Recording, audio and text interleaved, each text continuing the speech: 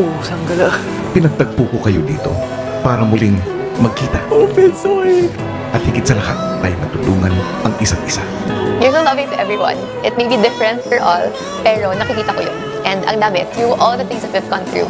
The first time I saw you again, sobrang saya ko, to be honest. Kahit kay Kuya, lagi ko sinasabi na nakikita kita na pure yung intentions mo and how genuine you are talaga.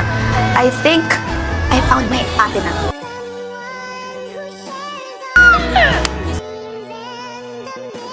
Sa inyong kaalaman, kayo ay pinapanood ng dalawang tao. Agay ko!